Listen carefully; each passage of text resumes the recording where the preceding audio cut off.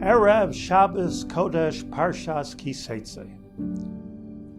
A man who had survived the horrific pains of the Holocaust told the following story about himself. He said that Rabbi Eliezer Silver, the venerable rabbi who traveled Europe to the refugee camps after the war to try to save Jews, to try to help them find their family, to try to get them visas, was in the refugee camp trying to get together a minyan.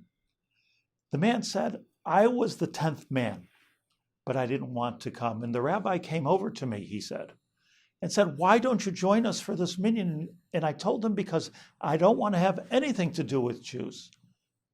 Because when we were in the concentration camp, there was one man with tefillin. And everybody came to him and said, can I put on your tefillin for a minute? And he said, yes, you could put on my tefillin, but I need a piece of your bread, the little bit of bread, hard bread that they received. Hundreds of Jews, the man said, stood in line to put on tefillin. And this man said to Rabbi Silver, he said, how could I join a minyan? How could I have anything to do with Jews when there's a Jew that can sell the mitzvah of tefillin for people's last piece of bread?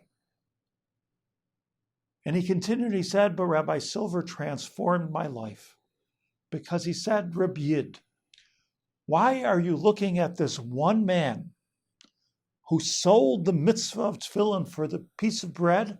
Why don't you look at the tens and hundreds of people that were willing to give their last piece of bread just to be able to put on tefillin?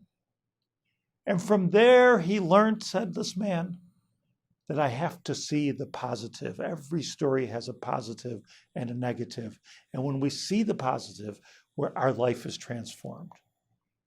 The Torah tells us that when you'll come into Israel, many nations may want to convert to Judaism. But an Ammonite man or a Moabite man can never join the Jewish people, even for 10 generations. Why?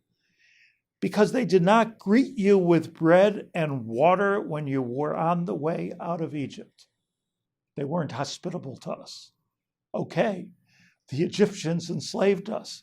The Edomites killed us. So they didn't give us bread and water. They can never convert. And the answer is that this was not a punishment to them, but this was a fact. If you're going to be Jewish, you need to be able to be thankful and be grateful. Because it was these Ammonites and Moabites' great-great-grandfather, Lot, that was saved by our grandfather, the first Jew, Abraham. How could you not save a Jew? How could you not see the good in a Jew?